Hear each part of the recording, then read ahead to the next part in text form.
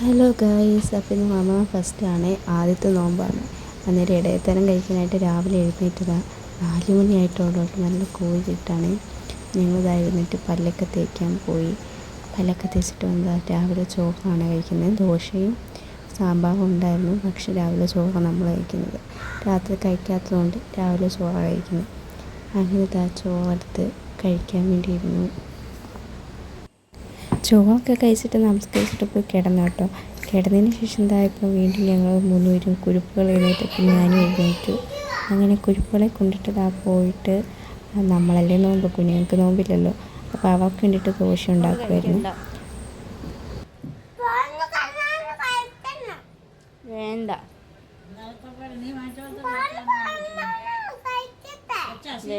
വേണ്ട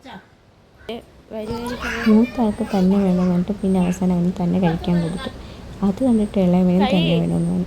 അവന് കൊടുക്കാൻ ഒക്കത്തില്ല. കാരണം എന്ന് വെച്ചാൽ അവൻ കൊടുത്തു കഴിഞ്ഞാൽ ഇവിടെ ഫുള്ളും താഴെ ആക്കുന്നതിൻ്റെ അല്ല, അവന് കൊടുത്താലും ഇല്ലെങ്കിലും ക്ലീൻ ആക്കണം. പക്ഷേ അവൻ്റെ വയറ്റിലൊന്നും പോയില്ല.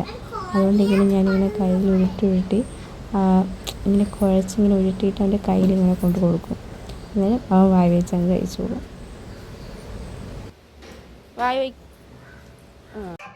അങ്ങനെ അവർക്ക് കഴിക്കാനൊക്കെ കൊടുത്ത് അവരുടെ കാര്യം സെറ്റാക്കി വെച്ച് എന്നിട്ട് എനിക്ക് തുണി കഴുകാനുണ്ടായത്. അങ്ങനെ പിന്നെ തുണിയൊക്കെ വാഷിംഗ് മെഷീനിൽ കൊണ്ട് കഴുകാനായിട്ട് ഇങ്ങോട്ട് വരുന്നു.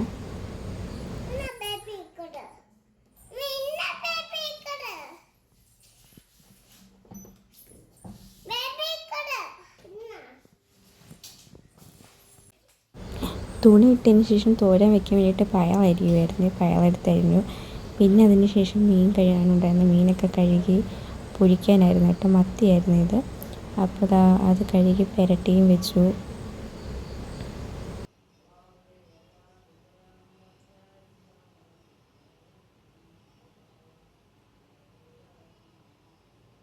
തോരൻ അരിഞ്ഞ് വെച്ചിട്ടായിരുന്നു കേട്ടോ ഞാൻ മീൻ കഴുകാൻ വേണ്ടി പോയത്.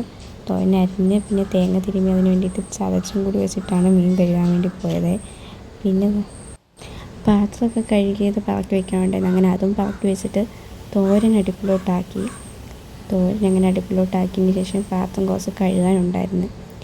കുറച്ച് പാത്രമുള്ളായിരുന്നു മീൻ കഴുകിയതും തോരനുണ്ടാക്കിയതും. അങ്ങനെ അതൊക്കെ കഴുകി അങ്ങനെ വെച്ചു. അപ്പോഴത്തേക്കും നമ്മുടെ തോരൻ അവിടെ റെഡിയായിട്ടുണ്ടായിരുന്നു. തോരൻ എടുത്ത് വെച്ചിട്ടാണ് ഞാൻ പാത്രമൊക്കെ പാക്കി വയ്ക്കാനും കഴിയാനൊക്കെ പോയത്. അതൊക്കെ കഴിഞ്ഞപ്പോഴത്തേക്കും തോരൻ വെന്ത്. പിന്നെ തൂക്കാനുണ്ടായിരുന്നു. അങ്ങനെ പിന്നെ എല്ലായിടവും തൂക്കുകയൊക്കെ ചെയ്തു.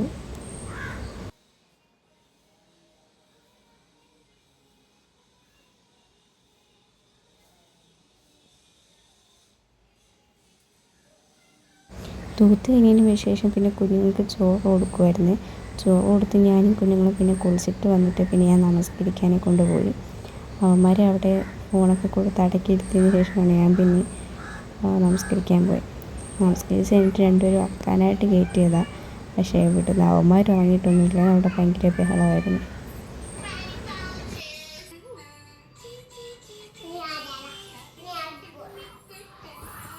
പിന്നെ ഞാനും പോയി കിടന്നതിന് ശേഷം ഒരു 5 മണിയൊക്കെ ആയപ്പോഴാണ് എഴുന്നേറ്റ് നമസ്കരിച്ചിട്ട് ഉഴുന്നുവട ഉണ്ടാക്കാൻ വേണ്ടി ഉഴുന്ന് വെള്ളത്തിയിട്ടിട്ടുണ്ടായിരുന്നു.